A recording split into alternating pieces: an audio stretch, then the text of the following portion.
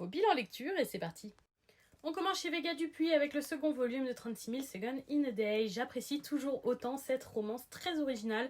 On suit le point de vue de 4 garçons différents qui sont dans un lycée globalement 2 filles et qui sont à la recherche de l'amour sous différentes formes. Très très agréable, tu vois un petit peu Blooming Girls en moins bien mais avec des garçons et quand même très sympathiques. C'est vraiment une très bonne romance. On passe chez Akata, j'ai lu les tomes 3 et 4 de Don't Fake Your Smile et j'apprécie toujours autant ce titre, je le trouve absolument incroyable. L'histoire d'une jeune fille judoka très très forte et qui pourtant s'est quand même fait agresser physiquement. On parle de la position de victime qui est très très bien abordée dans ce titre, mais aussi des abus sexuels, également des professeurs qui peuvent être déviants, d'homosexualité.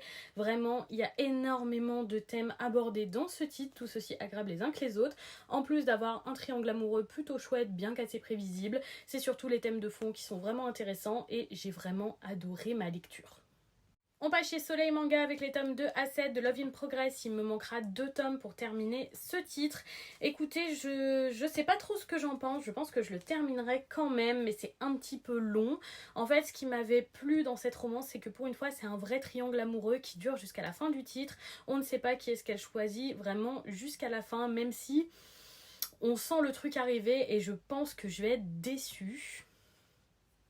En fait, ce qui se passe, c'est qu'on sent clairement qu'elle a un préféré parmi les 2 garçons et on veut nous faire durer le suspense, mais j'ai l'impression qu'on le fait un petit peu durer pour rien.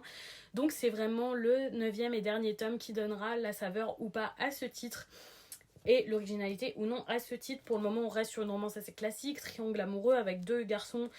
Un qui essaye de tirer son épingle du jeu et l'autre qui repousse la jeune femme et elle s'intéresse à lui. Donc voilà, un schéma assez classique, mais écoutez, je pense que c'est la fin qui me dira si c'était bien ou pas. Si elle choisit le garçon qu'on ne s'attendait pas à ce qu'elle choisisse, je pense que ce sera pour moi un bon titre. Et si elle choisit le garçon qu'on s'attendait totalement à ce qu'elle choisisse, je serais déçue. J'essaierai de trouver les tomes 8 et 9 d'occasion pour terminer et vous dire si finalement ça valait le coup ou pas. On termine ce bilan avec la série complète en 5 tomes, Too Bad I'm in Love, édité chez Pika. Un titre dont je n'ai pas trop entendu parler sur les réseaux sociaux et je pense savoir pourquoi. C'est un titre banal. J'ai apprécié la petite touche d'humour amenée par notre protagoniste qui est une jeune femme très très très pessimiste. Pour le reste, c'est une romance comme on en a déjà vu à maintes reprises. Aucun étonnement ni sur le déroulé, ni sur la fin, ni sur le garçon choisi, absolument rien d'étonnant. C'est une lecture classique qui je pense sera très oubliable. Petit moment de lecture sympathique, mais voilà, il y a beaucoup mieux à lire en romance, je trouve. Et donc voilà pour ce bilan lecture. Dites-moi si certains de ces titres vous tentent ou si vous les avez déjà lus. Et je vous souhaite une bonne soirée tout le monde.